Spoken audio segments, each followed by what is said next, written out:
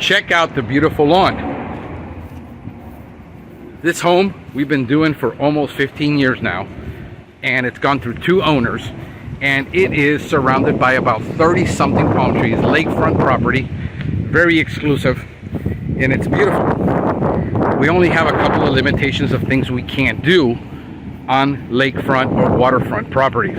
Is that 10 feet up from that body of water all the way up to 15 feet, we can't fertilize, we can't apply a chemical between there and there. As you can see, there is problems in that area, and as you can see, it's loaded with weeds. There's nothing we can do about it. Florida law and federal law does not allow on certain products like insecticides and fungicides to spray within 10 to 15 feet from a body of water. And certain products will have 170 to 100 feet. Now we can get it. Now the other problem is it's being scalped. The landscaper continues to scalp it, cutting this lawn at 1 inch to 1.5.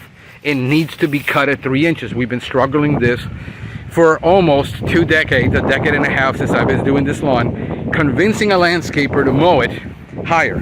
He's scalping it. Look at this.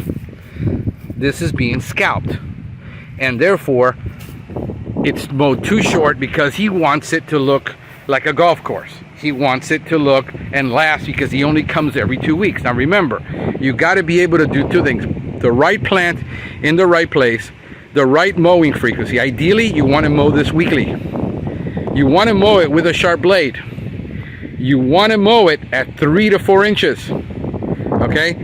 And you got to make sure that everything irrigation wise is working properly. This thing has a slope on it, so we have to irrigate it at different intervals in different areas, and some areas are together.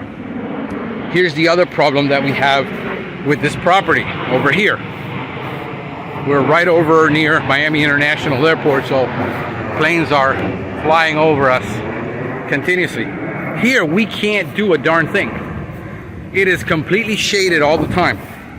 This is dying. It's going to die. It is completely shaded all the time, and it's, you know, up to around there is about 10 feet. So we can only spray that little area right there, do weed treatment, but as you can see, it will die back. There's nothing we can do about this.